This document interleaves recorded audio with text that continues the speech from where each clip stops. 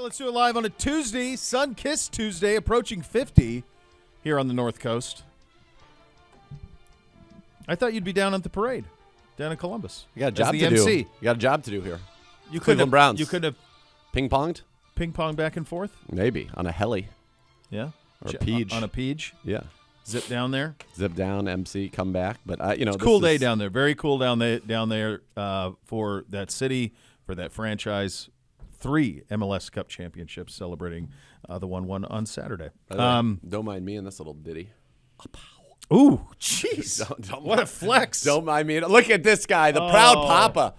Wait a second. We didn't have a chance to discuss that yesterday. The daughter of Brad Melland bawled out the anthem. Crushed it. Hammered it. On every level. Every level. That was unbelievable. Unbelievable. Did you guys know that she had that in her? I heard it, and they said her name, and I heard Melon, and I'm like. So Brad had told me when we were out in L.A. Yeah. But, you're out in L.A., there's a lot going on. We came back. We all ended up dying for you guys had 72 smallpox. hours. And so, on Sunday, I'm not thinking about it. I heard the anthem practice, and I was like, wait a minute. I should know something about the anthem practice here. Yeah. And then when they Zagura Then said it they hit. announced, I was like, oh, that's right. This is his daughter. Yeah. Because Brad's wife was supposed to come out to L.A. There were a couple wives that made the trip. She didn't come because she was getting the house ready to house all the family that was coming in for said event. Awesome. And she was awesome. That's so cool. That was a cool moment. We man. won. Very I feel cool. like she's got to come back this week. Bring her back. It was great. It was they, a great anthem. A lot of teams do that. Like they have a permanent anthem singer where probably the coolest one that I've seen in the United States is the one they do at Blackhawks games where they just scream the anthem the whole time. There's a guy who used to do it for the Vancouver Canucks. Hockey, shockingly, has a really good lot of little traditions with this. Guy used to do it with the Vancouver Canucks he would sing "Oh Canada," then he would just stop, and then the building would sing the second verse, which was cool. That's good. Cavs did that, I think, in 2016 when they won the championship. Did they? Where they stopped They and then start it. and then the crowd would sing it. What about I think what Flavor Flav did for the Bucks game was pretty iconic. It. Did he do an anthem? You have not seen the Flavor Flav anthem? No, I've seen the Roseanne Barr one from forever ago. No. Flav did an anthem? Who would think that would go well? He did it earnestly. It doesn't mean it's going to work. I invite you. He's a hype man. I invite you. He's a hype man with a clock. To a feast for your senses. It is At the break. Yes. I look forward to listening to that. Good. Or maybe not. No, you do look forward to it. I would also say, since you brought up Flavor Flav, he is responsible for the greatest reality show in the history of television, Flavor of Love. No doubt. It's amazing. He didn't even take the time to know their names. Didn't matter. Didn't matter. It's a different flavor of love. Just spectacular. Spectacular. Speaking of spectacular, Go ahead. young Uno here, collared shirt under a hoodie, I like it. and I'm digging it. It says it's kind of like the mullet of upper body wear. Yeah, a little bit of Business business underneath. Underneath, party little over party top. on top. Yeah. Is it a full zip? No, it's just it's front a zip, normal it's a hoodie. normal No, hoodie. there's no There's no zip. Is it a polo? There's a No, glare. it is a full Is it a long polo sleeve or is it like button-down. a button down? That's Full long sleeve button down. Long sleeve button down with an athletic hoodie over top. that's right. Yes. Uno's I ain't mad at you, Uno. he's teaching us things every single day. What were you doing? You were doing some sort of quiz with him when I got in here today. I You were was, very yeah, it was locked the into some quiz. the 2017 Browns roster, and you just got first names on one side, last names on the other. And I was killing it, but the functionality wasn't working. I was ready to go 55-55. There were going to be 3 that I was going to have to guess on. There was, I think I had 52 out of 55, and the last 3 I would have been completely guessing. Yeah, there were 3 I was going to have to guess on, but by process of elimination, I was going to have Think you an could've got educated there. guess. We'll see. I don't know. We'll never know because the timer ran out on me, and it stopped me. It was a timed quiz? Yeah, but then it would freeze, and it would freeze at 4:30, clock and would by the still- time that it came back, it was like, yeah, you have 3 minutes now. I'm like, wait a second. I haven't touched the screen. I'm not crazy about that. No, not crazy about it. By the way, Go ahead. did your thing. Navaj, how'd it go? Fantastic. I mean, You felt better right away, for sure. I definitely felt better. It's terrifying. It's not exactly. No, it's a new experience, for It's sure. I thought at one point I was going to suffocate and or drown Yeah. multiple times. fair. And then I let some come out of my mouth. Yeah. And that was, you're not supposed to do that. And Yeah. that was like also scary. Yep. But I think that now I've got a little bit of a handle on it. It is an intense experience, though, dude. Like, Yeah, I mean, that's what I said. Like, I don't think you want anyone recording it. I don't think you want to have Miss K see you doing it. I think this is a close the door, lock it, handle your business, and then you come out and you feel better. Like with a lot of things. Yeah. Oh, you mean like not the way I did it with my wife in the doorway of the bathroom as I'm doing it and laughing hysterically for about 10 minutes going, are you trying to drown yourself?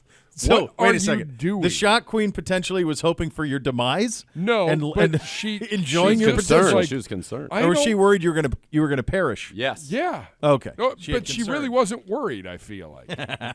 She was very much She was having a entertained. good time with it. Yeah, she finally walked away. She goes, I don't know what you're doing, but you are not doing this correctly. I go, the amount of things coming out of my nose would suggest otherwise. Dictate that maybe you were. You feel better though. There's no question. Cleaned you out, brother. Yeah. It was still, though. I'm going to do it. I'll try it again. You're a little shook? But I'm a little shook. I was a little Okay. shook by it. All right. I think you're going to be all right. I think it's going to work out very well for you in the long run. I think you're going to like it through the winter months. Yeah, it's going to be You're a gonna nice put it little away? protocol. Yeah. Put it away, and then next year, right Come back back. at it. It was funny. So I had a little doc follow-up today because still kind of not great. You have smallpox? Yeah. Yep. And he was. I said, "Hey, decongestant wise, like what am I doing?" He goes, "You really need to hydrate. Yeah. And if you hydrate, the the congestiveness goes away." And he goes, "Flush your nose as much as possible." Mm-hmm.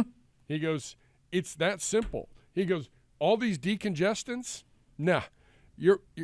If you flush your nose, that's don't the way work. the body is supposed to get rid of things, not with medicine." Yeah. No, Holistic. I'm telling you, this thing's a deal breaker. It's going to be great for you guys. So that's fine. Give me the horse pill antibiotic, Or and you let's could- get rid of whatever. Do else the is neti ailing pot me then if you currently. don't want to try this thing. Do the neti pot thing. That's easy. That's pushing. This is suction. I read a whole lot No, about I this. know, but I mean the neti pot, it just goes here and out. Yep.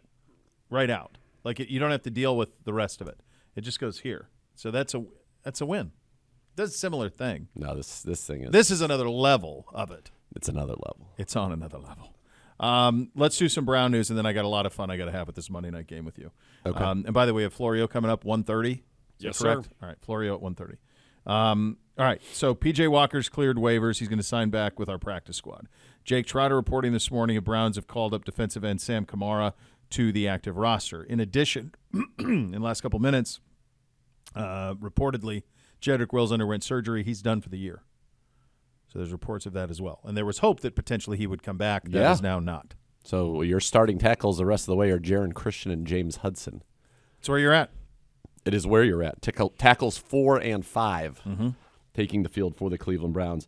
The Sam Kamara one is interesting. We know Obo got a little bit banged up, and to add him, which would mean that would give you 6 defensive ends on the 53. Have we seen any corresponding moves to this, Gibbe?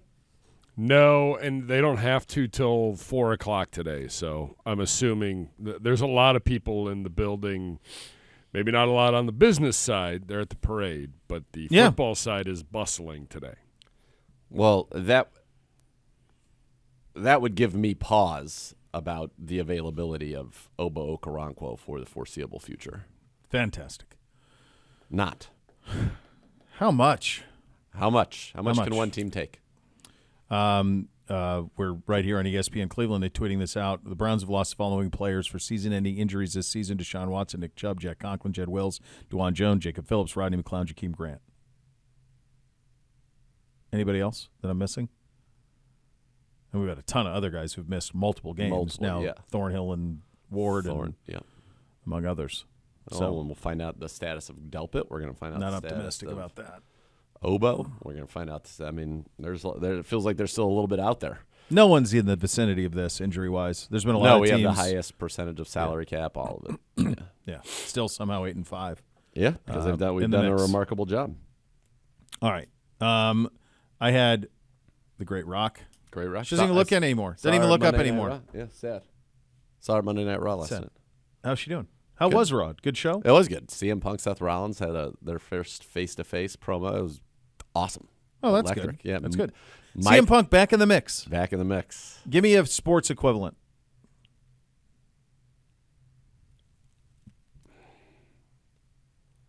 The only thing I can think of is that when Michael Vick went to jail, it was unfathomable that he was going to come out of that and play in the National Football League again. Yeah. And he did.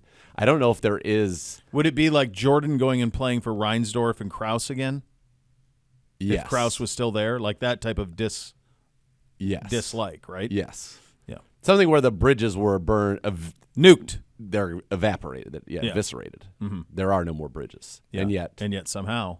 like his Bridge. T-shirt is hell froze over. Like it was, that's what it says, like about him coming back. That's how shocking it is. Yeah. Yeah. Yeah. But he did a great job. He came back, and Rollins. So I think it'll be Seth Rollins and Punk at Mania, which will be really, really good. So you want to talk about these games last night? Because I'm upset about them. Okay. Do we want to do the games or do we want to do so I saw nothing until Okay, 'cause the you- end of Tennessee Miami. I saw live. Okay.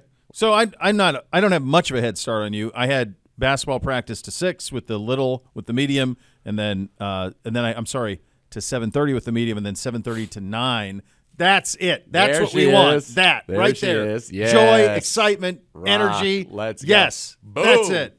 Hit it. Love it. Fantastic job out of you, Rock. That's the energy we need. Yeah. So I didn't get home until 9:20. Oh, baby. So that is when I knew that there were 2 games. I didn't have it in my head right that they were on at the same time. Stagger them up. So, which is Big wild L's. that they do that. But it actually was the perfect Manning cast experience because they were monitoring both games. So it was kind of like a Manning cast red zone is basically what it was. So anytime something was interesting, they would put that on the main screen. Sometimes they would have both games on the screen, and they would bounce back and forth between them both at the same time. Great. And both games ended up being thrilling. Yep. So it was really – it's probably everything that Peyton Manning wanted it to be when he came up with the idea. You really felt like you were at a bar, a table down from a really interesting table, and you could hear everything they were saying. So it was awesome. I heard it there was was like an real awful football. guest, though. So they had – I missed Bergazzi early. Yeah, they said he was. I heard he was. I have no idea. I didn't It was see a disaster. He's funny as hell. He was Agreed. great on SNL. Yes, also agreed. but I did not see him because I was still at practice. And then I missed Compton and Luan, the Bussin' with the Boys. I missed them as well. So I got in second half by the time I got back from. So, but what I did get was Cousins, and he was awesome. How could he not be? He's so good. I mean, he's going to walk into a booth, like A-list booth, and be the best analyst you're going to find. Yeah. He's funny. He's straight. He sees everything. He's matter of fact. He was spectacular on it. The star, though, is Tommy DeVito's agent. Well, of course he is. I mean, he stole the show yesterday. He is. This guy's an electric factory. That's the Hoff's Halloween costume next year. I don't know if he can wait that long. Like, it's almost like Hoff has to throw a costume party now. This weekend. So he can take advantage of it right now. I was going to say, when he's here for Thursday Night Football and the Jets, That's who he should dress that's like. what he should go as. Yeah. That's it. Pinstripe Don't suit. Should wait. be in the booth for that. This is a fleeting moment in time. You have to pounce right now on this guy because this dude is electric. This suit, walking around with a bag, the Mannings commenting about it was amazing. He looked like he's right out of The Sopranos. I mean, he looked like exactly what Tommy DeVito's agent should look like in a It's fake central world. casting. Yes. in a Tommy fake world. DeVito's parents were cooking up cutlets in the parking lot. 300 cutlet 300 of sandwiches. them, cutlet sandwiches in the parking lot, tailgate parking lots last night. And then course the son come back, beats the Packers, playing for the Giants. It's unreal. I mean, AJ Soprano wasn't doing this. No, it's like AG. Yeah. Right. I mean, No, that's he what wasn't. this was. I mean, this is crazy. Jackie Aprile Jr. You're supposed to go to Rutgers. That's the whole thing, and this guy's doing it. That's great. Yeah, he can't stay at home this When I saw those pictures, I almost Dying. I was laughing hysterically, uncontrollably. Yeah. So Like, then I this found guy his is social. perfect. Did you find his social? No. Schrager tweeted it out today. Like this, it's not like this. This is his operation. Like this was This not is his for apparel. the cameras. This wasn't for the cameras. This is how he rolls all the time. He's actually from Boston. It's how he rolls all the time. This is the attire that he typically wears. This guy, I mean, it's him and Furio Dante walking into something. Yep. to get some stuff done. Spectacular. Absolutely spectacular. As for the games, 3 minutes left. We split them again. Yeah. 3 minutes left. Dolphins up 14. Hold on. 5 minutes left. Hold on a second. Hold on. Safe. Hold on. Why don't you back up 1 second? Why? Why would I do that? Because 6 minutes left, the Dolphins are down 3. That's true. They were.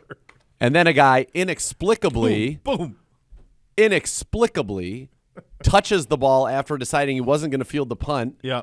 And goes and touches the hands on the ball on the 5, Raheem Mostert touchdown. The very first offensive play of the next drive, pitch to Derrick Henry on the ground, Raheem Mostert touchdown. That's right. So all of a sudden, and they had tied it with the field goal prior to that. So previously, yeah. So that's how they get up 14. They're up 14. Get out of here. Get out of here. I was go, like, 3 minutes to go. I'm like, 2-0, baby. Let's go. the line was Let's 14 go. though, wasn't it? It was 14, so it would have been a Yeah, push. yeah. But that's no Sure. loss. And so I'm throwing perfect, fantastic, impossible. And then I got to give Vrabel credit. And I'm not go for two guy. I'm not. And the Mannings weren't go for two guys either. They were like, I hate this. Cousins was like, I hate this. We had the Packers do this. It came back to bite them. And I'm like, oh gosh, now you got to But here's what it did. It put such a sense of urgency and panic in Miami. Once you hit it, if you hit it. Yeah. And they did. And so by hitting it, Miami, if they go 3 and out, you know what you're up against here. And sure enough, bing, bong, bong. So that game had 29 points in the final 5 minutes. Oh, my God. Did it affect your fantasy stuff? Well, Bo, I'm glad you asked. Nobody cares about anybody's fantasy team, and I don't think anybody should care about mine. However, I will tell that you, said, I do have a platform. I have just a story that is relatable. This isn't a braggadocious story. It's a relatable story. It's a sad story. It's a story of woe. Story of woe. Going into this week in the AFFL, It's like a mice in bed. yeah, we're the number George. we're number 2 in the league in total points All right, scored. where? Which? What? All right. This is which league? the AFFL, the this Mrs. League. This is the one that matters. This where- is the Mrs. League. Yeah, yeah. 3-time champion. The Miz or you? Ms. Zero, never won it. 0 champs. Yeah. All right. Myself, 3-time champion. George Bones, 3-time champion. We are the gold standard in this league. Okay. Tony You're a K, dynasty. 2-time champion. Yeah. Dynasty. 8 of the last 9 titles have been won by 3 franchises. Okay. Dynasty. Yep. Yep. We are number 3 in total points going into the final week. Mm-hmm. The way that our league works is the 4 divisions of 3. The division winners automatically get into the playoffs, Mm-hmm. and that's based on record, then head-to-head, then total Yeah. points. A division record, then total points if it needed it. The Big Daddy, Scotty, who has not had a very successful franchise, won our division. Kudos to him, and he's the number Fantastic. 1 overall seed. It's great. Cinderella story. The Big Daddy. Oh, man. I He's would so love excited. it. It would be so great. And he's such a pure joy human. So he was playing Mark Monaco. Long story short, he beats his brother, Mark Vittardi, the Mega Powers, the reigning champions, beats them in the final week. So now they're into the wild card pool. Okay. And they have the most points in the league. So they're in. Yep. So now there is a battle for one last wild card spot. We went into this week. The Suning Snakes went into this week with a 69-point advantage over the next closest team. Just so our audience understands, this is total points accrued by your team. For the you were season. 69 points clear, meaning that if you scored 69 this week, you'd need to be 130. I should have done this easier. If you scored 100 this 140. week, If you had 140, they'd have been. They'd have to lap the field, which just doesn't happen. You're not going to have a 70-point difference in points. It's never going to happen. Well, Unless it did. at about 12:30, my co-owner, I had put Justin Fields in all week. We have CJ Stroud on the team, and he's been great. Oh, no. I had Justin Fields in all week. At about 12, You even said last week on fantasy, get Fields in. He's got to be in. Yes. He's a weekly play. Fields is in. Stroud's been the best fantasy He quarterback, has. to be fair. He's been electric. So Yep. he hits me up at 12:15, 12:30. I'm in the booth. I'm in game mode now. Yeah. And he's like, we're not playing Stroud. And I was like, I think tough matchup. I like Fields. He says, nah, let's go. He's like, Stroud's matchup proof. Let's play him. And I'm just like, It's true. What he said is true. and I'm like, okay, fine. I'm not trying to argue with it, but I had made the switch physically in the lineup on Tuesday morning. That's how You were sure- that confident, That's what I was yeah. doing. Long story short, Stroud scores 3. Mm-hmm. Worst game of the season. Field scores 27. So now this gets tense going into last night because Yeah. our team has completely laid an egg. Our kicker, Matt Gay, 0 donut bubkiss. 1 field goal, we're in the playoffs. Instead, 0 field goals. It comes down to the Green Bay defense for us, Derrick Henry, and we weren't on evil level playing field. Get a couple of fumbles from the Green Bay DM saying, okay, we're in the mix. So it all comes down to the final Titans possession of the game. We're up 3 points to get into the playoffs. That's it. The Titans get the ball, but they're using spears. Yeah, sure are. Until they get down to the goal line. And we're Raw's over. We're at Town Hall. Oh, me, Mike, Scotty, Bowens, everybody's there. Everyone's living and it everybody knows. And I'm like, this is the playoffs are on the line right now. If Derrick Henry scores a touchdown on this possession, we're out. If Derrick Henry does not, we're in because he wasn't going to get 3 more points. There wasn't enough yards. They were on like the 8-yard line. So there's that penalty that looks like it's going to be on the Titans and back them up, and I'm like, okay. Instead, they call it on the Dolphins. Very next play, Henry bounces it outside, touchdown. We're out of the playoffs. Is what I'm envisioning of Mike is Jim Carrey in Dumb and Dumber when the guy eats the hot peppers. Thrilled jubilation pointing at your demise. How close is that? I think he enjoyed it. Very understated. Everybody was actually very classy about it. It was because they knew it was a very tough blow, but it also became a funny story because of the circumstances that led to it. And then we were out. And they were definitely loving it. Mike was like, I don't even care because he's literally the 12th seed out of 12 this year. So he was like, I didn't care at all. But I mean, I didn't think our team had what it took to win it all. We were really limping in. We were like number 1 in points halfway through the season, and then it just was like a steady kind of. Yeah. But we put up 62. That is the fewest. I looked it up at CBS. They track it. In the 13 years of this league, that is the fewest points we've ever scored in a week. And it came at this time. And then to Ricky's credit, we put up 62. He put up 132 or 134, and that was it. So after the whole season, now we're out because of that Derrick Henry touchdown. And by the way, Derrick Henry, can I get an ISO, please? Get him on his camera. Derrick Henry, let me tell you something. You'll never be a Suning snake again. You're dead to me in fantasy football, and here's why. Not only did you knock me out of the playoffs this year, last year, I don't know if you remember this, Bo. Yeah. Derrick Henry and the Titans decided Week 17, the fantasy Super Bowl, our number 1 running back. Oh, that's right. We're not going to play him. We're just going to rest him. So 2 years in a row, Derrick Henry has ended my season. He is now in a pantheon, a rare pantheon, along with Hakeem Nicks, who once put up a 0, costing me a fantasy championship by .01. All he had to do was catch a pass, run the ball for 2 yards, do anything. Fall forward. Yeah. 0. Nothing. Hakeem Nicks. So those two, done. They're done. Those are your hot topics presented by Vivid Seats. Head to Vivid Seats to purchase a brand new premium terrace experience. Your ticket comes with pregame field pass parking, all-inclusive food and beverage, a $50 Brown Shop gift card. Visit vividseats.com or download the app today. Vivid Seats, official fan experience partner of your Cleveland Browns. Mike Florio up next. You'll listen to Cleveland Browns Daily on 850 ESPN Cleveland. OBM preferred provider of copiers and document service for the Cleveland Browns. Tackle any side of its office. That number is 216-485-2000 or visit ohiobusinessmachines.com. Time to head out on the Twisted Tea Hard Iced Tea Hotline. A conversation with our old friend Mike Florio, Pro Football Talk, NBC Sports, PFT, joining us on the hotline. Mike, thank you so much for taking the time. Look, there's a lot of things I want to get to with you here, but I think there's a couple of places I want to start, and I'll do choose your own adventure. Would either start with a book that was born out of a barn while drinking bourbon and smoking a cigar, which seems like a hell of a nice way to spend an evening. It's a great setup. Or we can do Tommy DeVito's Agent and how that guy's just perfectly out of central casting. Choose your own adventure. Where do you want to start, buddy? Well, boy, that's very tempting.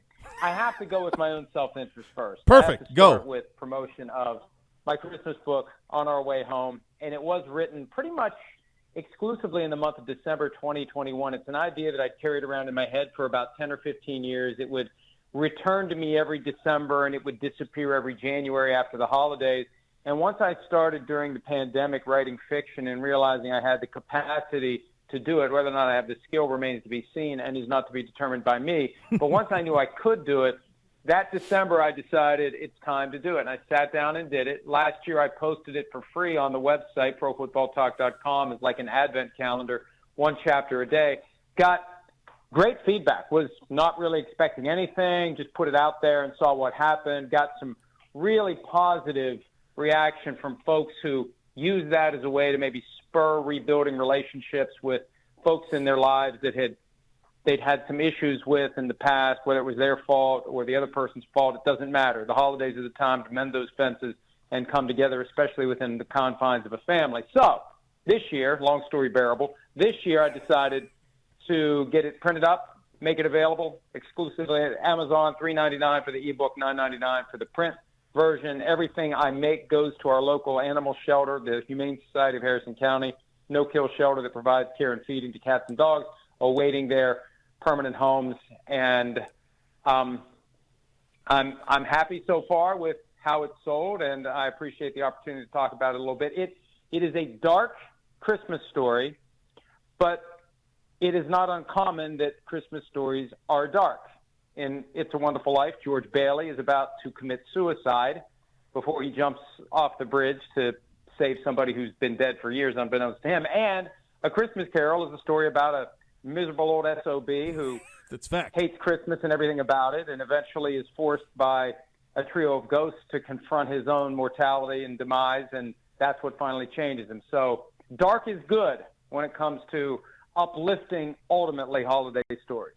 Yes, all true.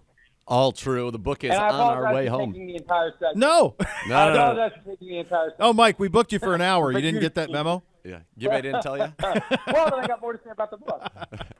On our way home, $9.99, ebook $3.99, Amazon.com. And again, every penny of the proceeds go to the Humane Society of Harrison County, West Virginia. Talk with Mike Florio from Pro Football Talk. All right, well, the other option was to talk about Tommy DeVito's agent. We got to know. What do you think? What an unbelievable performance last night. Well, and here's what I'll say. As somebody who is more than 98% Italian, according to Ancestry.com, and I suspected it was a high percentage, given that I'm aware of my lineage dating back to grandparents who came over from Italy last century. I'm actually looking right now at my grandfather's naturalization certificate, the actual original document from October of 1915 that I keep in my office framed. It's awesome. I struggle at times with, and this is probably a longer conversation than even if you book me for a full hour would require. I struggle with the difference between celebrating and mocking, and I struggle with the difference between having fun and making fun. And I also struggle with the willingness of some Italians to kind of lean into it and play the clown and feed into the stereotype. So I'm not being critical. I just struggle with that. Where's the line between, hey, this is funny, this is cool, and hey, this guy's a real doofus, look at him and laugh at him? That's what I'm struggling with. Do you think people are doing that, Mike? For it by wearing the big pointed I don't think people are doing that. For it dressed like a Goomba. Okay, the only day I saw him last night, I'm not mocking. I just thought he looked like a legend. I just thought perfect. black fedora. See, that's the thing. I think he looks spectacular. And that's fair. I don't think there's. I'm not mocking him at all. I think he looks great. Right. I don't. No, I think it's perfect. I know, but you get my point? Because I think some of the people who would say that are saying it with kind of a half, like, we're really overdoing it because we think he's a joke. Oh, and no. I'm just struggling with where that line is. And again, you took me there. I wasn't going to go there. But Yeah. I've been wrestling with that for the last day. My son said to me last night, does this bother you at some point? And like they did the whole thing with the Italian restaurant music and the cutlets and all that stuff on ESPN. It's like, at what point is it something that is a little too far? And at what point are Italians responsible to not put on the clown nose and the big shoes and feed into that stuff? That's what I struggle with as somebody who is more than 98% Italian. I wear joggers every day, so I aspire to wear a fedora. I wish I could pull it off. I can't. I don't have it in me. I wish I Listen, could. my dad had a fedora. My dad was a bookie for the mob, okay? So to the extent there are stereotypes, my family has been part of it. And one of the reasons the mob existed in this country and still does is because in Sicily, that island was passed around from government to government to the point where the people decided, we aren't going to trust anybody. We're going to manage our own affairs. That was the core. Not that it ended up being a good thing, but it's such a complicated issue, Sure. and it's just weird to me that in this day and age, it's like, it's like the Italians are the only ones people can make fun of. You ever notice that? Like the big, funny, over-the-top, hey, it's a Mario. It's like it's okay to do that on TV and nobody worries about getting canceled. It's just weird to me. And it's awkward. And I'm happy to have the conversation about it. And I think I'm qualified to do it because I am 98% plus Italian. Sure. It's just the whole thing. There's a line out there somewhere. I have no idea where it is. And I don't think anybody does. No, I think that's probably fair. That's probably fair. You guys now regret having me on. No, I don't. I Not think at all. no, I don't. Not at all. I not at all. interpret your silence as No. Wait, I just this guy on the show today. Not at all. No, not at all. Far from it. The reason that you're talking about it and we're talking about it is because of the play of the kid, though, and it is something that has happened in this league, and we're dealing with it here with Joe Flacco. Joe Flacco was out of football, Mike, and he's come in here in the last 2 weeks. He looked incredible on Sunday. This is a league where there has been catastrophic injury at the quarterback position across the league. And where we're at right now is this postseason is going to be, in many instances, defined by backups or people who weren't even on rosters at the start of this season. It's a wild time in the league. And I think Joe Flacco played well enough on Sunday that he deserves to show up for the game this week wearing the Tommy DeVito agent getup with the corny and the fedora and all black, because another Italian, Joe Flacco, getting it done. And I talked to him after the game. It's an amazing story that he was available for as long as he was. And I asked him, why were you available as long as you were? He has no answer. And I asked him if he was getting to the point where he just assumed the phone wasn't going to ring this year. And he said, yeah, right about the point where it rang. So it was just odd that a guy who carries around in his brain the kind of experience, the kind of knowledge that a young player is never going to have. It's knowledge that Joe Flacco didn't have when he was a rookie. The fact that he can process quickly and he knows pre-snap what's coming, and they blitzed him on 4th and 3, and he knew he had to get to the right and buy a little time, and he knew what his hot read was, and he knew a guy was going to be open. Well, it helped that 2 defenders went after Elijah Moore out of that bunch formation. But that's all part of the benefit of having a guy who's in that sweet spot where he still physically can do it, and he's seen enough. He's seen so much. It's like having a coach out there on the field. That's the beauty of having a guy between the age of 35 and 40. The knowledge and the skills come together to create somebody who can perform at a very high level. And when you have that defense and when you have enough complementary parts, I think it positions the Browns very well to make the playoffs and to be dangerous when they get there. Mike, we thought about this AFC coming into this season and what it would look like and all the quarterbacks, and so many of them are not playing. Does this feel like it's more than ever really with the star quarterbacks this year, or is it just another year? Because everything the NFL does is to try to legislate the safety of these quarterbacks that are the faces of franchises and drivers of ratings, although ratings are thriving regardless. Is this an unusual year with all of these injuries, especially here in the AFC? It seems like it's more than ever before. Several weeks ago, we went through all the injury reports and tried to come up with a list of the guys who have had no injury issues all year. At the time, there were 5 starting quarterbacks that had no injury questions at all in 2023. One of them, ironically enough, was Tua Tagovailoa, who was the poster child for quarterback injuries last year, specifically concussions.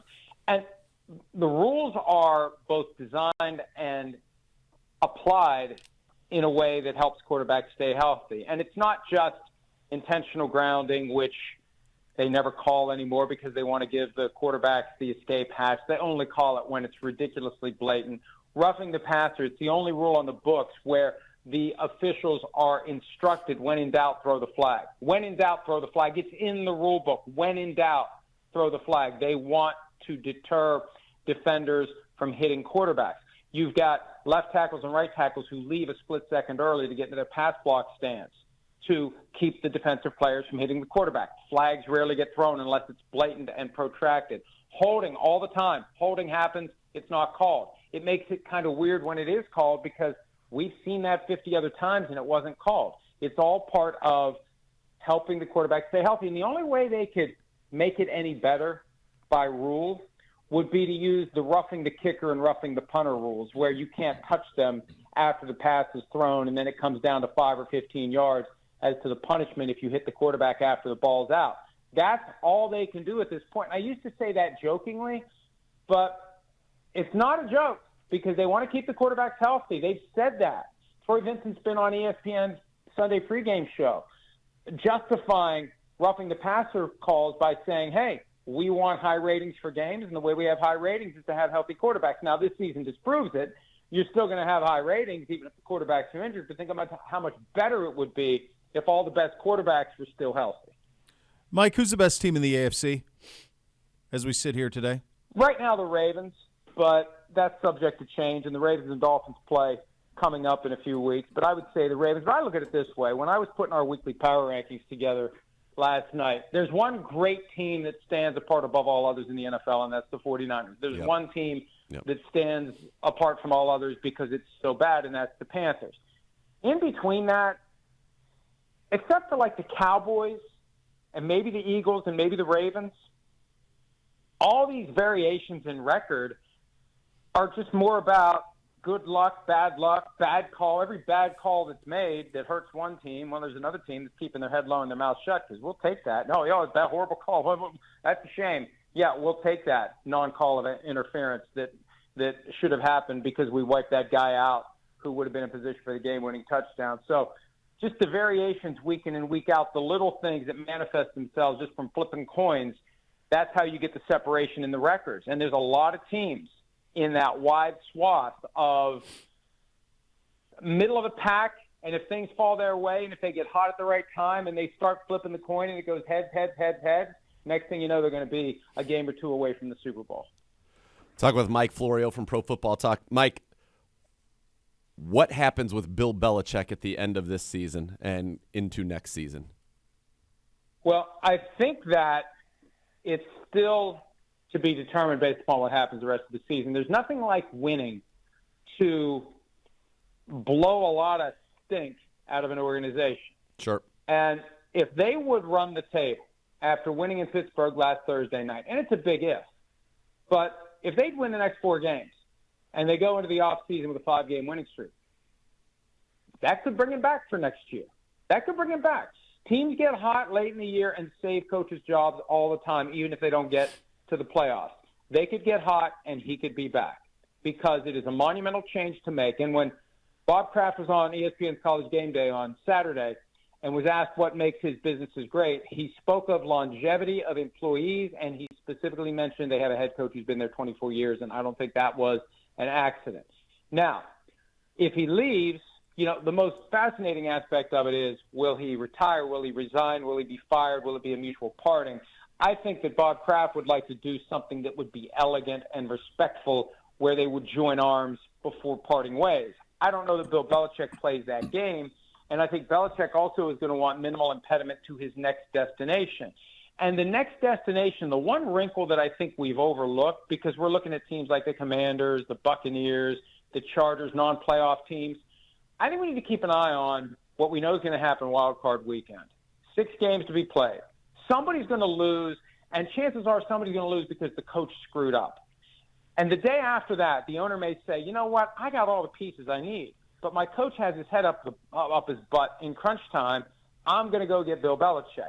And the one team that I'm most fascinated by when it comes to that, and they probably won't lose until the divisional round, if Mike McCarthy has another final drive, final decision, final something that makes Jerry Jones just kind of throw his hands in the air, I don't rule out the possibility of Jones saying, the only way I'm ever going to get that championship that I covet is to take the team I've built with Micah Parsons, basically Lawrence Taylor, Dak Prescott, basically Phil Simms, and bring Bill Belichick down here and let him be the coach, kind of like he was the coordinator of those great Giants teams. I mean, he tried that once with Parcells. So he's been to that before, for sure. Mike, thank you. Oh, go ahead. For Belichick, it would for the second time in his career let him go to a place where Parcells hadn't had the ultimate success. In New England, Parcells didn't. Belichick did. In Dallas, Parcells didn't.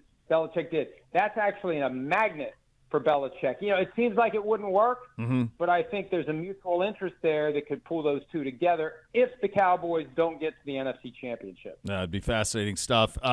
Go get the book on our way home, at Amazon.com. It's only $9.99. All of the proceeds go to the Humane Society of Harrison County. West Virginia. Mike, thanks so much for your time. Greatly appreciate you. Appreciate the discussion, guys. Thank you. All right, Mike Florio, Pro Football Talk, joining us on the Twisted Tea Heart. Some other injury news around the league we will get to coming up next. You're listening to Cleveland Browns Daily, brought to you by Ballybet, 850 ESPN Cleveland. Car, truck, or motorcycle accident caused you injury? Call the injury lawyers at 1-800-ELK, Ohio for a free case review. Elk & Elks, proud partner of your Cleveland Browns. As we go around the league, Kenny Pickett is out Saturday's game against the Colts, so it will be Mitch Trubisky back in for the Steelers. That's a monster. Those two teams, it's a big game. 7-6. It feels like loser leaves town. Go home. Yeah, feels like a loser leaves town match. Yeah, certainly does feel that way. Big picture for them. I heard a Tomlin press conference yesterday, and somebody did the classic, the fans are upset type question, and which he was not having. He was not having it, but he also said, "I'm upset too, and we got to get this fixed." To me, not that we're giving them or want to be in the business of giving them advice, but they need to go hire one of the LaFleur dudes to come run the offense, and then they need to reevaluate quarterback because the guys they have aren't it. Kenny Pickett's not it, man. I would think you would know that by now, but feels like it. Yeah. Pickett just 6 touchdowns in 12 games this season. Joe Flacco has 5 and 2. Pickett hasn't thrown a touchdown since the 2nd of November. It's crazy. That's wild. Yeah. He can't have that many for his career. He had the fewest last year. He had 6 or 7 last year. He's got 13 career touchdowns. 13, I was going to say under 15, so 13 career touchdowns. You've seen enough, haven't you? Yeah, and Flacco's got 5 in 2 games, baby. Yeah. Your boy, done. Justin Herbert, out for the season. Going to need surgery to repair a broken index finger. As a Chargers admirer, it's just bad because I think it gives Staley a pass for what happens over the final few games. Well, but he can't get a pass for what's happened in the last few years. I would hope not. His contract's got to be up. He's coached there for at least 3 years. He can't possibly. No one's going to give him an extension. No. I mean, I know they don't want to pay him not to coach, but you can't give that guy an extension at this point, can you? Yep. No, not at all. Simmons floated this out with the Cuz on his podcast. Would the Chargers be stupid to offer Herbert for the number 1 pick? They're not going anywhere. His argument was they're not going anywhere with Herbert anyway. Caleb Williams is a USC guy. Start over, scratch from a. You gonna come? So great. Start over from a salary standpoint. Not paying Herbert anymore. If New England ends up with the number 1 pick, let's say. They're not going to, though, right? They're not that far out of it. Is it going to be Chicago? Yeah, because of Carolina. Now, would Chicago say... Chicago could flip it to... Chicago takes... Then they'd have to flip Fields, They have too. trade Fields. So they could get... I mean, I don't know, but what do you think of that? The trading of Herbert for number 1. I mean, I think if you were a team that... It's just the team that's picking number 1 probably doesn't feel like they're a quarterback away that immediately. Why wouldn't the Bears might feel like they would be. If they think Herbert's a significant upgrade over Fields. Sure. And then they could get, you'd have the 6th pick too that they could get Rome Aduzier or somebody like that, another receiver. If that's the way they wanted to go, they could do that. I mean, I suppose that you could make that case. Financially, it changes things. If you think that Caleb Williams is that good, then you would never do that. You'd have to say your organization's belief would have to be that the first overall pick quarterback didn't have a chance in your organization's mind to be Justin Herbert. Right. Herbert is known though too. Quite. Yeah. And then the devil's advocate side would be Speaking of. You said it. Would be what has he won? For sure. With a great supporting ton of cast. talent but also are coaching he's one of the malfeasance. Coaching malfeasance. He's one of those ones where your eyes. I don't think our eyes lie. No, I think he is what you think he is. Yes, I just think that they've just been wildly incompetent on that side of things. The backup quarterback is North Dakota State's Easton Stick, who will be making his first NFL start on Thursday. We have some news on Al Michaels here. That means that's an Al game. So that's Chargers. It's brutal. Is it Chargers Raiders Thursday? So. Yeah, it's Ethan Stick, Aiden O'Connell. That Raiders team scored goose egg last time out. They did what they had to do for the scores. Just barely. Well, We'll take it. barely though. Counts. Barely counts. Yeah. We had a solid week, Roast 10-5, us. 9-6. Yeah, we're doing this it. late in the Yeah, season. He's safe with all these changes. Go ahead. Speaking of broadcast teams, for Saturday's NFL Network tripleheader, Give it to me. our own Chris Rose, Jason McCourty, and Steve Weish, Bengals and Vikings. That's strong. Squealers, Colts, Eisen, Warner, Jamie Erdahl on the sideline. Broncos, Lions, Saturday night. It's a nice little trio. Kevin Harlan, Trent Green, and Melanie Collins. Being plucked from the CBS ranks, I feel like. Yeah. Kevin Harlan, yeah. We don't get him much. We haven't gotten him at all this year. He's great. I love Kevin. He is great. I loved him on NBA. I know Mike Breen got all the shine because ESPN has the big games, and I always thought Harlan was my favorite contemporary NBA guy, for sure. NBC announced they will not have Al Michaels on a playoff game this year. Instead, it'll have Noah Eagle and Todd Blackledge on the second wild card game on NBC. How does that happen? Which part? Al.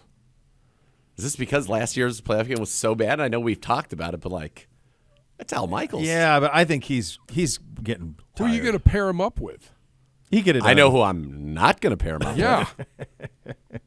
But I do think that I'm guessing that this is more to do with the ascent of Noah Eagle. So Noah Eagle and Todd Blackledge did their Big Ten primetime games all season long in the primetime window on NBC. So there's a familiarity with the two of them. Yep. And Noah Eagle's really good. He sounds just like his dad, but he's very, very good. And Blackledge is pretty good too. So I think that's probably what it's about. Is here's some guys we have in house versus paratrooping Al in. I think, are they doing the game on Peacock next? Remember, NBC and Peacock have like a doubleheader next Saturday.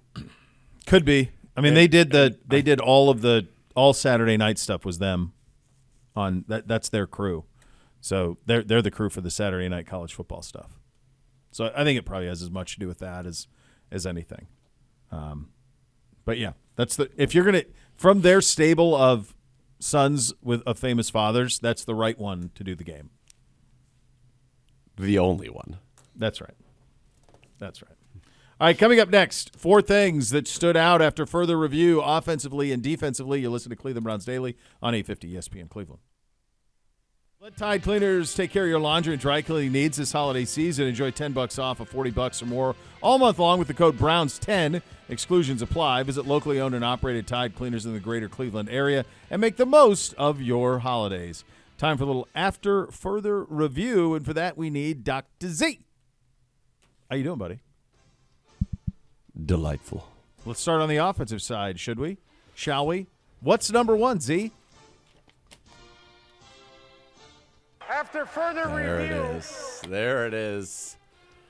David Njoku is having a very special season. By the way, took in Monday Night Raw last night and was talking with some of the guys backstage.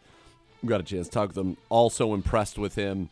And I think The Miz said it best. He goes, I told him, when I saw you on your second touchdown catch it near the 10-yard line and there were people still trying to tackle you, I had no worries that you were not only not going to get tackled, but that you were going to score, and that's exactly what he did.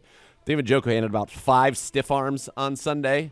They were all beautiful. He is having a special season after the catch. He's averaging 7.4 yards after the catch per reception, which is number 1 among all tight ends, number 2 amongst all wide receivers and tight ends that are starters, that have played all year, have been healthy all year.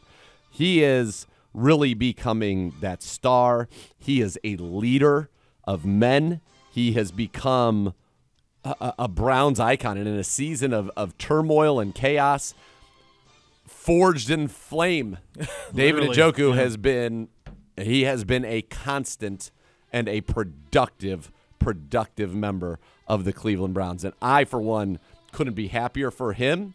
I think that I've had the utmost respect for him for years. It's been unbelievable to see him really grow up as a member of the Cleveland Browns from being a 20-year-old draft pick, first rounder back in 2017 to where he is now. Chief, 59 catches. That's a new career high. He is 40 yards away from setting a new career high in receiving, and he is 1 touchdown away from setting a new career high. So we're talking 4 games left, folks. David Njoku having a heck of a season.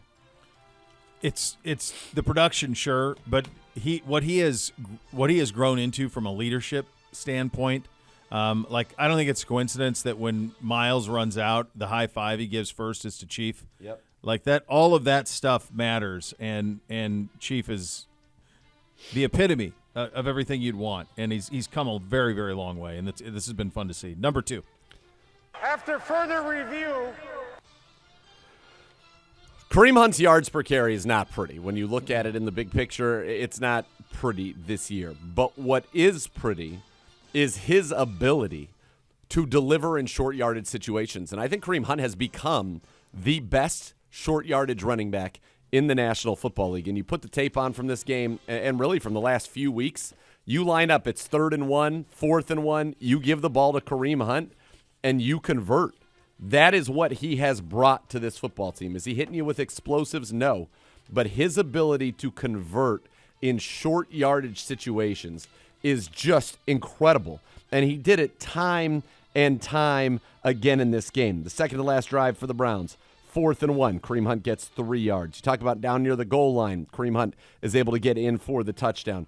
Kareem Hunt, whenever you need that, he is able to get it done. And I like kind of the packages they put in with DTR. Speaking of short yardage as well, on a 3rd and 1, you had a quarterback sweep from under center, which was an incredibly gutsy call that worked out. But Kareem Hunt right now, as a short yardage runner, has really just become an absolute weapon for the Cleveland Browns. And you think about our touchdown in the 3rd quarter when he was able to score from the 11-yard line. Kareem Hunt, 3-yard catch, 4-yard run, 4-yard run, and he fights through contact for everything he gets. Kareem Hunt, 7 touchdowns this year on the ground. That's the most he's had since 2018 when he was with the Chiefs. Yeah, and that's that leadership stuff too. Yep. I mean, he has that in spades. Number 3. after further review, All right, number 3 for me is that Nick Harris did a great job filling in at center. Did not allow a single pressure in 43 pass blocking snaps, not a single one. And yet he was able to show not only his ability in the pass game, but in the run game to pull outside. He has great movement skills. They were able to use him to get on the edge and pave the way on some of our toss sweeps. In fact, the big Jerome Ford run, the 26-yarder, which was our longest run of the day, it was Nick Harris pulling from his center position that made that run happen. And so Nick Harris, tremendous job filling in for Ethan Posick. Dude, he's a short yardage fullback. He was. He gets thrust That's back right. into a job that he won initially 2 years ago. Number 4. after further review, Joe Flacco, all 3 of his passing touchdowns in this one, more than 30 yards.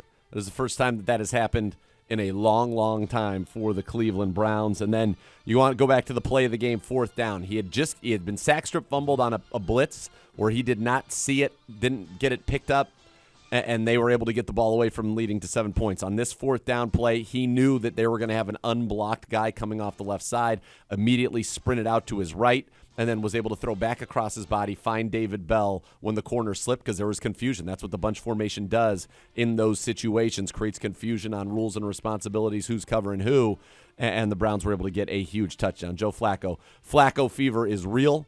People have got it, and the only prescription is more Flacco.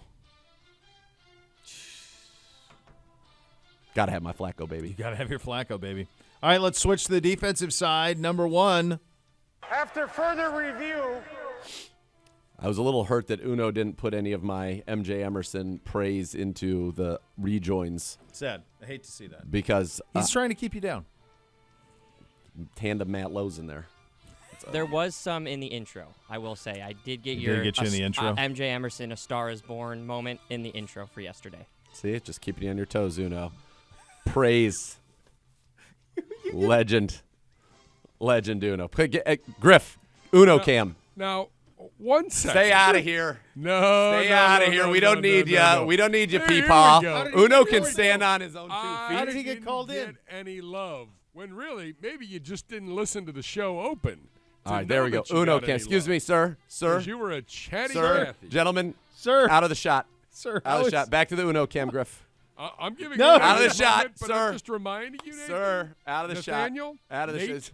Back to your other Little desk. Z? You were doing You were great listening over to here. audio, I thought. You're listening. Yeah, I thought you were cutting something up. you There were it is. saying Uno. There he is. Uno. Hit me. Give me. Yeah. Little. Give yourself a little. Yeah.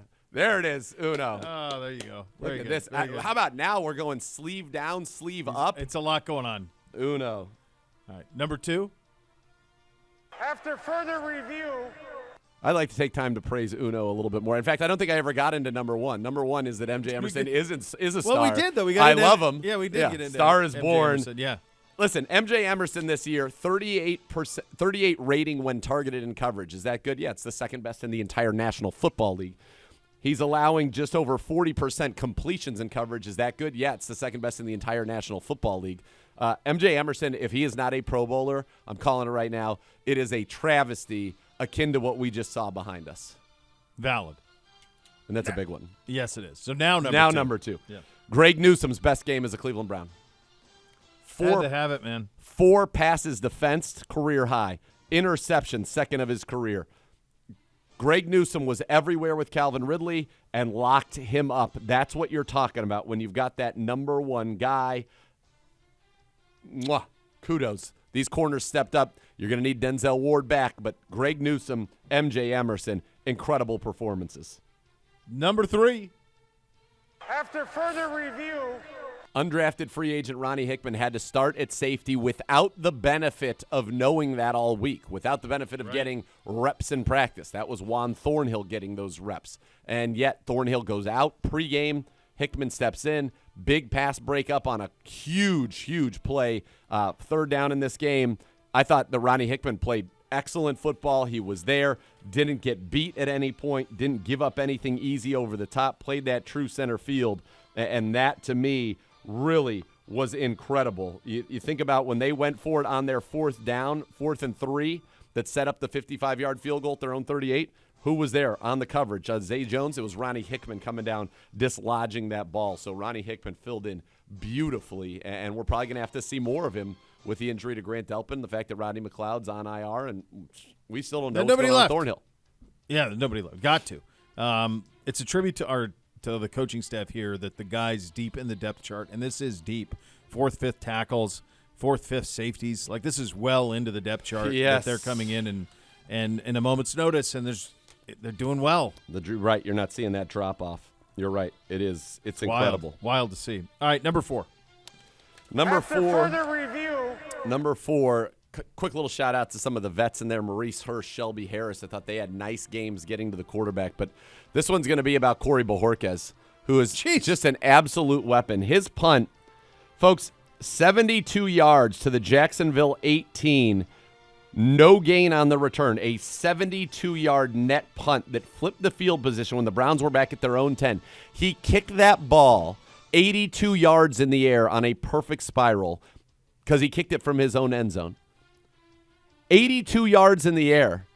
He is a weapon. Now, sometimes you got to dial in the touch just a little bit on some of those short ones, sure. But his ability to flip field position when it looks like you're backed up, and it used to be if your punter was punting from your own end zone, the other team was going to get the ball around like midfield. Sure. They got it at their own 18. It's impossible. I saw it. No, I know. But, like, can you imagine trying to catch one of his punts? No. Like, he almost took out Brent Rossi before a game a couple weeks back. we can't have that. No. Glenn Cook, last second, saved his Wow. life. Yeah, Glenn Former Cook. All-State. Yeah, saved his life. No shock. Former U. That's right. That's how that happens. All right, good job out of you on that. Coming up next, Wyatt Teller. You listen to Cleveland Browns Daily on 850 ESPN Cleveland. Pet Supplies Plus give you a chance to win tickets to home games all season long while providing the best deals for your pet. 75 stores throughout Ohio. Enter to win at clevelandbrowns.com/Pet Supplies Plus or receive a coupon to use at your local store with your entry. Pet Supplies Plus, a proud partner of your Cleveland Browns. And now let's head to the podium and Wyatt Teller. Heard the news about the You're down. season being over. Can you tell us what this will be your 3rd right tackle coming in? What's the state of things over there, and how do you think you guys will survive? Yeah, no, I'm sad for DeJuan. I've been praying for him.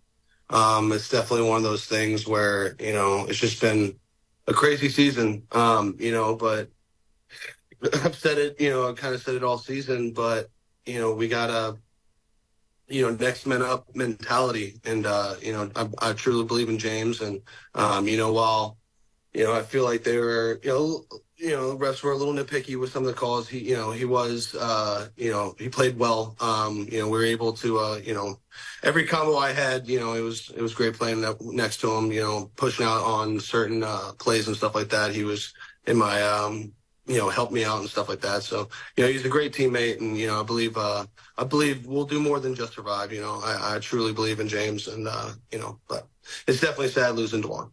Right. I was talking to Elijah last night about some of those guys being wide open for some of those looks, those touchdowns, especially David Bell's. And he said it was a lot of the scheme helped them do that.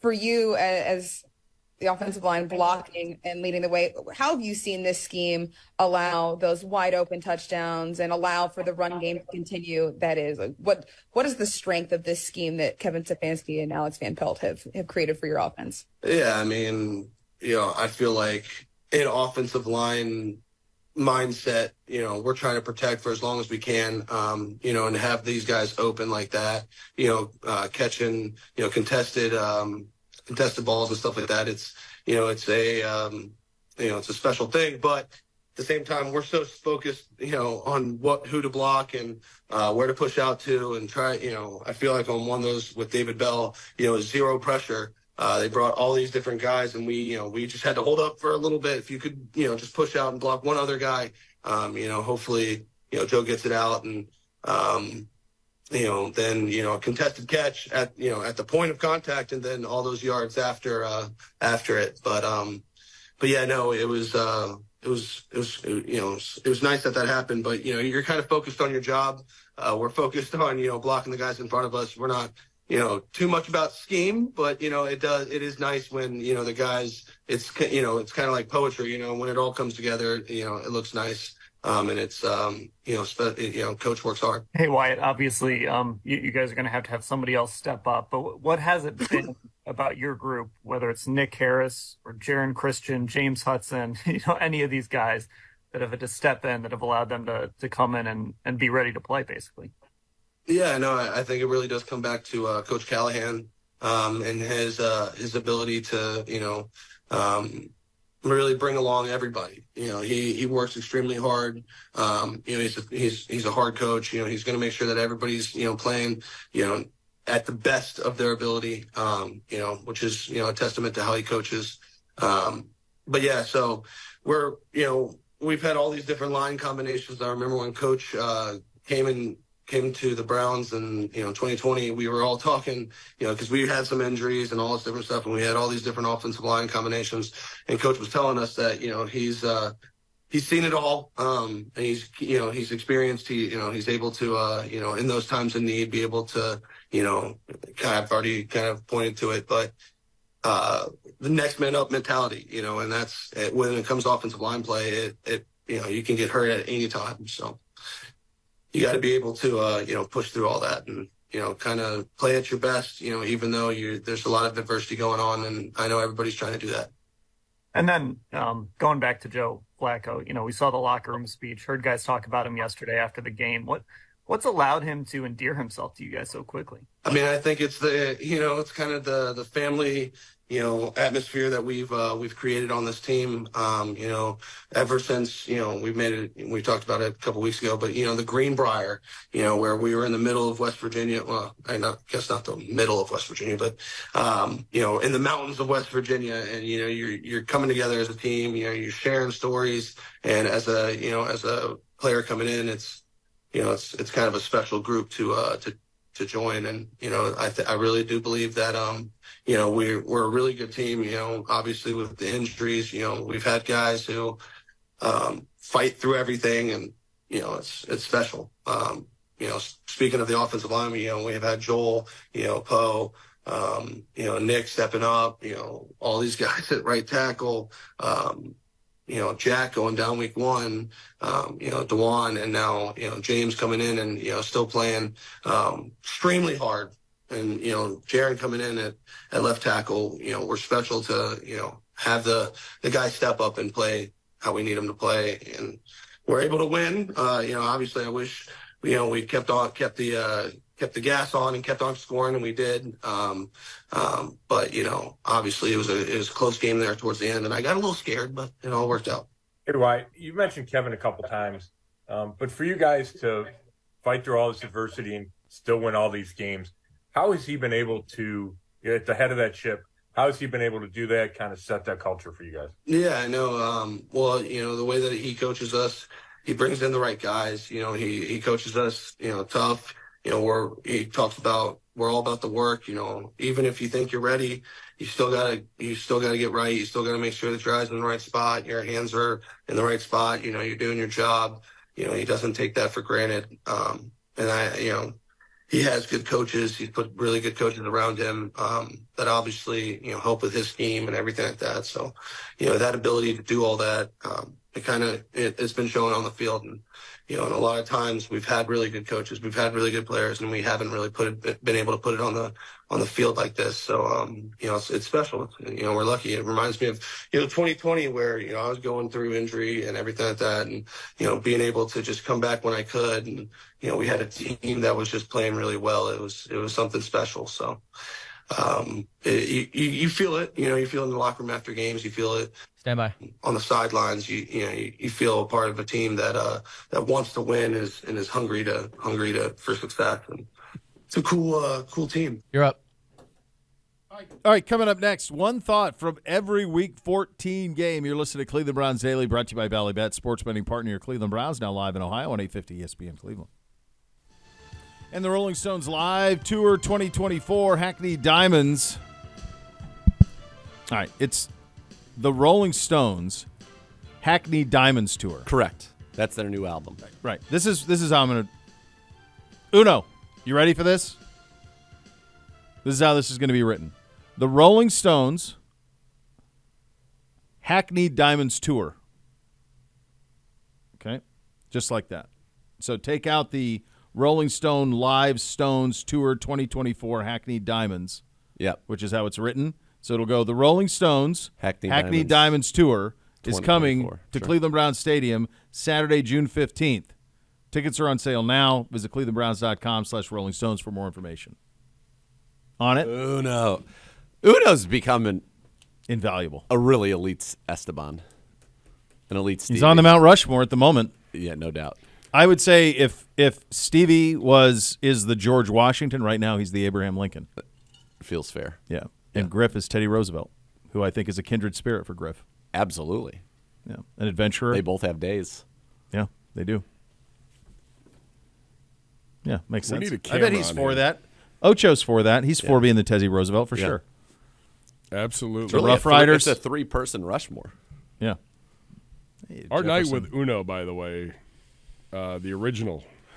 Oh, yeah, you saw him in Denver, right? Yeah. I don't know if – yeah, well, I guess we touched on it in L.A. Briefly. We had just come off an L. It's kind of tough. Yeah. It was great to see him. Him and Phil Taylor in a hotel lobby. The great Phil Taylor. Phil Taylor and Esteban together? Yeah. Phil Taylor has with been, us. Did they know each other? No. It made it seem like they were together, like as if they came together. Separate. Came separate. Came separate, but I believe Phil knows Esteban's father. I'm sure that would be the case. That would be the case, yeah, for sure. It was a fun night. Yeah, it would great. be. That would be. It's great. I like a hotel lobby. I like a good hotel lobby bar. A good one. I liked it when really- Zagura You can was find picking one. up the tab. Yeah. Of course, flush. Yeah, the franchise took care That's of it. right. I did. That was very kind. All right. Although Bishop was the franchise last week. That was out of necessity. Yeah? Yeah, It did a that's all fine that job. was. Yeah. You're a one-man gang. Yeah. It's like Pickett's charge. Boy, was it. Hanging on the best I could. So, We survived, though. We got through it. We got through it. Now, Not now the totally kid's out. got Navage, so he's safe. Never going to get sick again. Yeah. Somehow I don't believe that to be true. Yeah. Look at the There great she rock. is. So great. So great. Did she participate? In the event? In Raw? Yeah. I mean, she was there. She was in the Yeah. in the floor seats. Yeah. I feel like she could thrive in that world. Yeah, but she'd with be- her athleticism. Yeah. All right, go ahead, Gibby. One thought for every game, Week 14 in the National Football League. Right off the bat, Tampa Bay 29, the Gutless Falcons 25. Tampa Bay 6-7, now in first place in the NFC South, thanks to Baker Mayfield. Bo Bishop, one thought. It's just gross division. Yes. It's gross. All these teams suck. Somebody's got to win it. I did see last week, we were trying to speak it into existence for a long time. One of the national NFL writers matched Justin Fields to Atlanta in the last week as like a trade that makes sense. Yep. So we're speaking it into existence, and maybe it actually happens because they cannot continue to operate the way that they're operating. So you put somebody competent, I think he'd thrive in that system, and other than that, they're ready to go. I don't know what to make of that division. It's bad. Other than it's bad, which is what I led with. So yeah, bad ball. I'm just happy that the Falcons lost. I know like Atlanta. That's like the Falcons were my second team for a while. Yeah, for sure. Jeff George back in the day, went to college there, but their coach, I don't enjoy his antics. Baker 14 of 29 for $144 in this one. Gibby goes thanks to Baker Mayfield, and he got the job done, Gibby style. Hey, well, man, it was a late have touchdown. To be pretty in the NFC South. It is a pretty. When Baker's stat line this year, he basically, it's funny, like he is exactly what he is. Other than the one season, he has the one outlier, the Stefanski season in 2020. Yeah, we had 20 touchdowns, 2 picks. The COVID season, that was the one that was the separator for sure. But other than that, statistically, it's 64% passes. It's the same thing one year after another. And the thing that's tricky is like he's competent enough that you can win, but not competent enough that you can win at all, or win at a high rate. Yeah, it's 63% passers, 6.7 an attempt, 225. He's 20 touchdowns, 8 picks. Yep. So he's fine. He's fine. But there's a ceiling to find, and it's a hard one. That gets you not a top 5 draft pick. No, and we said that all along. Or not a top 5 team in the league. So you're in the middle. Yeah. He's gonna. I mean, it feels like 63%. You said 20 and 8. It feels like he's going to start somewhere again next year. Might be there. Yeah. Unless they can find a way to go off of it. Like, they haven't played Trask, so they don't like him. Clearly. So unless they find themselves into being able to draft, take a shot on a draft guy. Yeah. Next, we go to the team that got a lot of help from the officials in the National Football League. Thanks to a couple of legal blocks, the Ravens beat the Rams in overtime, 37-31. Rams fall to 6-7. The Ravens right now the number 1 seed in the AFC, comfortably at 10-3. Zagura, one thought. Stafford and the Rams are legit and difficult to stop right now. He's healthy. Cooper Kupp is healthy. Puka Nacua, Kyron Williams. It's a good offense. Sean McVay, Michael Florio, they're doing a great job there. But on the other side, Lamar Jackson, 316 yards passing, 3 touchdowns, 70 yards rushing, spread the ball around to a lot of different receivers. He's playing very, very good football, and he is a dangerous, dangerous weapon. And that Ravens team is Ravens-Jags. They could blow the Jags out, I feel like, in this one. If they're the 1 seed, he's got a legitimate claim to the MVP. Lamar. Todd Monken. Well, we said it. He was the offensive Schwartz. He was that high. Like, it's anybody but him. The same thing I said, you and I talked about this, when they drafted Lamar. Like, not there. Lamar, Kyle Hamilton. Patrick Queen. Who's come into his own playing opposite Roquan Smith. Yeah, no, it's like, no, anywhere but there. Not there, Todd. Those conversations that we would have with him that year, that Freddie year, in here. They were great. You knew he was brilliant. Yep. Yeah, him and he's been in here. Kyle's been in here. That was before my time, so I don't have a point of reference on Norvell. that. I do. Yeah. Norval. His genius was well documented, obviously, and proven. From the NFC North, the Bears, the team we will face this Sunday at Cleveland Browns Stadium, improved to 5-8 on the year. A 28-13 win over the Detroit Lions. Lions 1-2 in their last 3, Bo Bishop. Bears are very, very frisky and dangerous. DJ Playing with Moore house money. is terrifying. Fields breaking pocket is terrifying. He pulled a Houdini act in the game against Detroit over the weekend. Had one of his best games as a pro, honestly. Passing. Something's off in Detroit.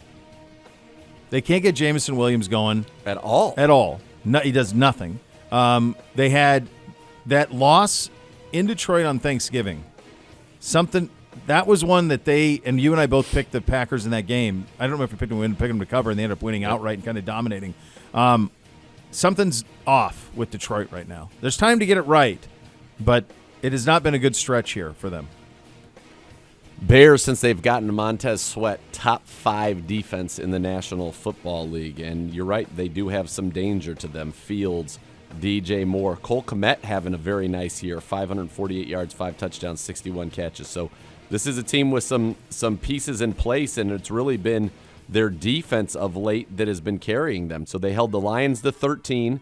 They held the Vikings to 10, give up 31 to the Lions in a loss, held the Panthers to 13. So really, since that kind of the trade deadline, they've only allowed one team over 20 points in their last 4, and they've had a 13, a 10, and a 13. They've been playing good defense. So the Browns aren't just going to go roll their helmets out there and beat this football team. They've got to play a good game.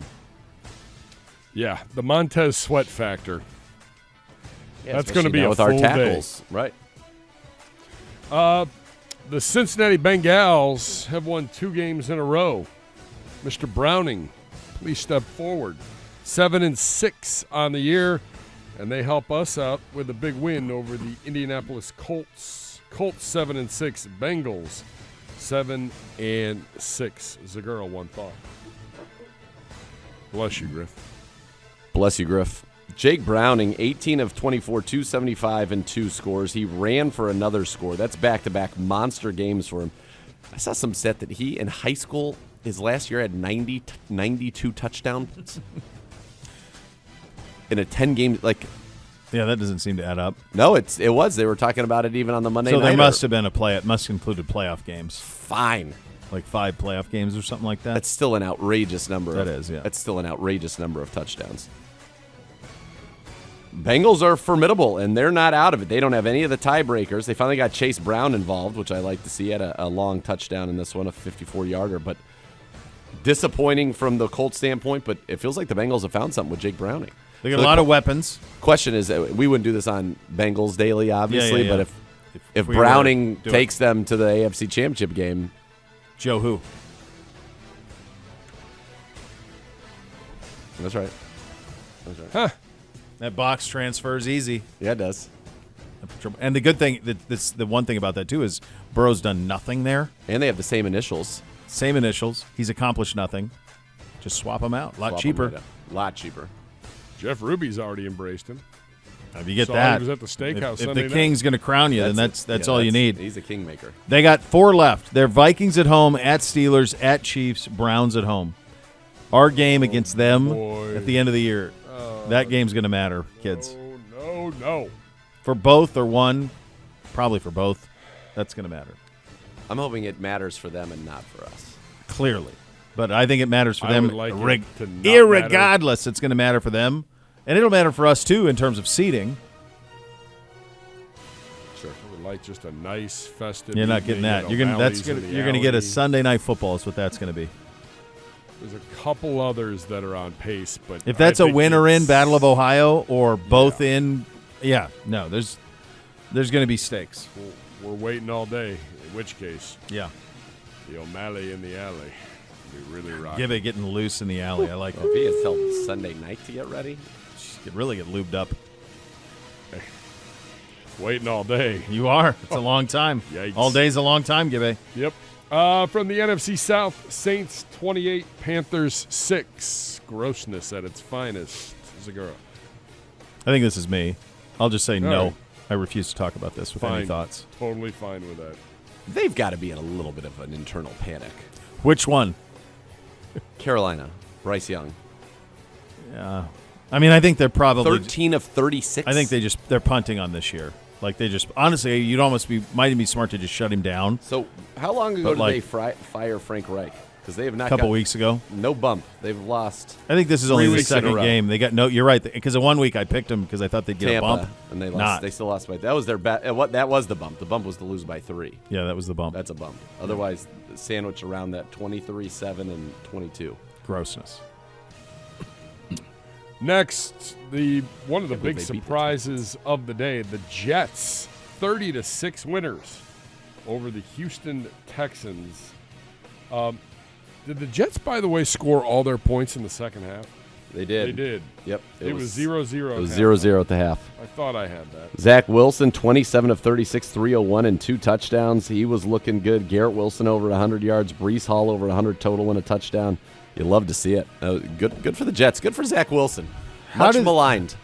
How do you explain this Texans team that beat the Bengals with Burrow, beat the Steelers like a drum when the Steelers were playing pretty well, beat Jacksonville 37-17, have a lot of quality wins, and yet have a 36 loss to the Jets, and they also have a 15-13 loss to the Panthers. The only team that's lost to the Panthers. It's crazy. Yeah. Vikings 3, Raiders nothing. Over-under in this one was 40.5. It's in a dome. And 3-0 is your final score. What happened to Josh Dobbs? So funny. I love Josh Dobbs. Same. So I don't want to do it, but like the amount of people saying how stupid we were They're for quiet. trading, I'm not hearing that now. No. And I love Josh. We almost watched him get smoked by a golf ball off of a wayward tee shot. He was a great friend of the program and a good human. But it's a little bit like Linsanity. Nick Mullins had to come Mullins. bail out things. Yeah. Sheesh. And Justin Jefferson hurt again in this one. It was How a many hell of times? a move. It feels like that's happened a lot, but I'm sure it hasn't. But like the consensus number 1 pick in fantasy drafts, now he's missed a ton of the season. Jonathan Taylor a couple of years ago, McCaffrey a couple of years ago. There's one where Saquon was like, oh yeah, way up there, lost Gone. for the year. Like it's wild how often that happens. Yes. 49ers 28, Seahawks 16. Seahawks playing their little backup QB in this one. Zagura, one thought. Yeah, and listen, Seahawks did what they needed to do. They got inside the proverbial number. So, good job out of them. Happy about it. And the Niners are the best team in the NFL. Purdy 368 and 2, 13.6 yards per attempt.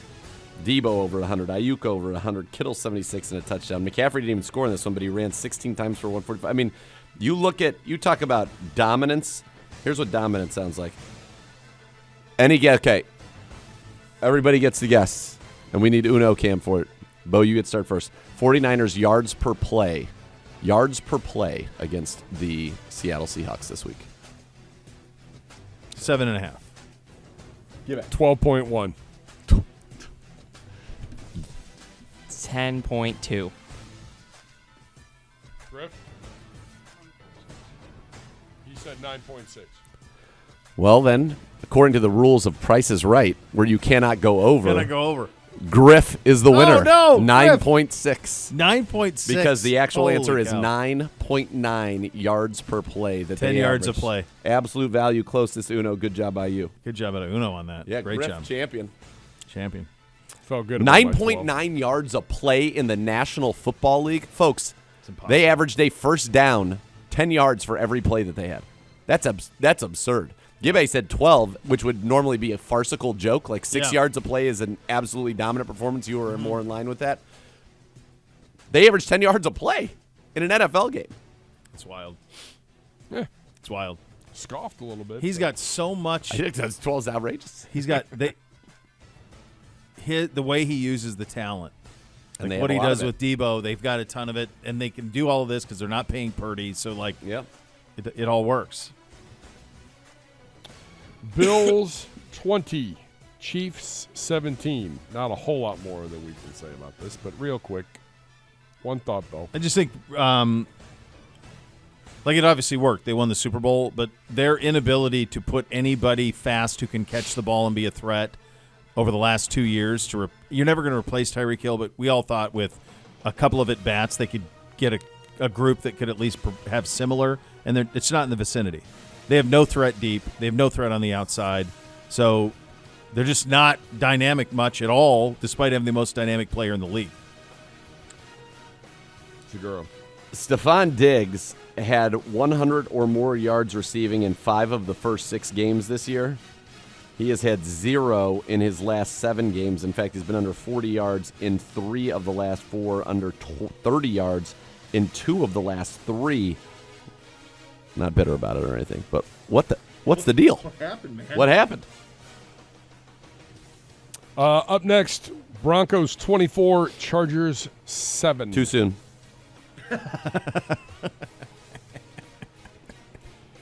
Broncos are really good. Segura would be like 120 games over 500 against the scores if you didn't have your allegiance. I mean, You're mesmerized by the colors of the quarterback. Add 14 to my win total. That's every year. what it would be. Yeah, it's I'm looking at wildly in cop. So- With that quarterback, they've scored 13 points the last 2 weeks with that quarterback. By the way, the Broncos' last 4 at Detroit Saturday night, home for Patriots, home for Chargers, at Raiders. Yeah, I mean, they're going to get They in. could run the table. They're going to get in because they have some tiebreaker stuff, too. Yep. Oh, man. All right. The Cowboys didn't win 33-1, but No, according to this, I don't think so. I don't think they did either. But it was over right away. It was over by the end of the first it quarter. was over. Felt like it was 33-1. Yeah. No, they're Cowboys. Well, I wasn't allowed to watch it because of the This is the week on the Cowboys. NBC fight with DirecTV. This was an easy one to pick. This is the one that's the fight. So much more to come. You listen to Cleveland Browns Daily on 850 ESPN Cleveland. All right, we're back tomorrow. The next level is coming up next. Thanks for listening, everybody. Cleveland Browns Daily, 850 ESPN Cleveland.